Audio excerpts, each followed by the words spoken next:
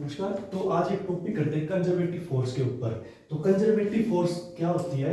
A force is said to be conservative if the work done or against the force in moving a body depends on initial and final position of the body, not on the nature of the path followed. यानी कि अगर हम किसी object को एक path किसी भी एक पॉइंट से दूसरे पॉइंट तक लेके जा रहे हैं तो वो डिपेंड नहीं करता है कि आप किस पाथ से लेके जा रहे हो। तो ये हमें प्रूव करना है कि किसी भी पाथ से आप लेके जा रहे हो तो वर्क डन हमारा सेम आएगा। तो उसी को हम कंजर्वेटिव फोर्स कहते हैं। अब देखो एग्जांपल में क्या है, ग्रेविटेशन फोर्सेस क्या होती है, जनरली कंजर्वेटिव होती है नेचर में। ठीक है, तो हम यहाँ पे चार सिनेरियो कंसीडर कर लेते हैं।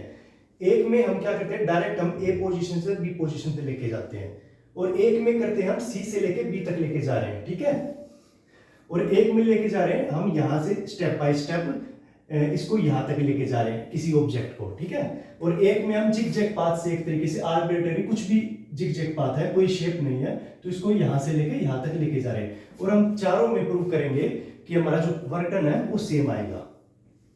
तो सबसे पहले ए वाले पार्ट में तो सबसे सिंपल है। जैसे हम किसी ऑब्जेक्ट को ए पॉइंट से बी पॉइंट तक लेके गए तो हमने यहां से डिस्टेंस कितना ट्रेवल किया है, h डिस्टेंस ट्रेवल किया है। अब इस केस में क्या होता है, हमारा किसी भी ऑब्जेक्ट का वेट जो लगता है नीचे की तरफ लगता है mg, और हम इसको मूव कर रहे हैं ऊपर की तरफ। ठीक है, एक तरीके से तो यहाँ पे क्या है, हमारा वेट तो मतलब इसका फोर्स जो है वो तो mg नीचे लग रही है और डिस्टेंस h हमने मूव किया है, और जो एंगल बन रहा है इसमें एक तरीके से वो 0 डिग्री बन रहा है। हालांकि देखा जाए तो mg और h में जो वेट नीचे लग रहा है और जो ऊपर हम लेके जा रहे हैं 180 डिग्री बन रहा है, लेकिन हम इसको अभी के लिए 0 डिग्री कंसीडर कर लेते हैं क्योंकि वर्क डन नेगेटिव ही आएगा ज्यादा से ज्यादा अगर वेट हमारा नीचे है।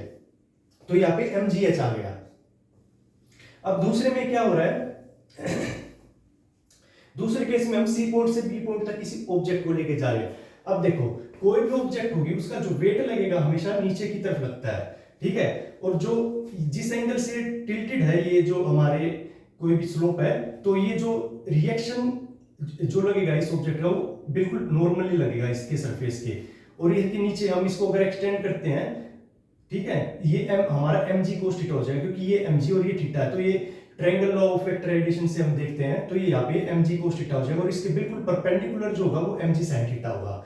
तो देखा जाए तो जब c से b तक हम इसको मूव कर रहे हैं तो हमारी सिर्फ एक ही फोर्स एक्ट कर रही है, mg sin थीटा।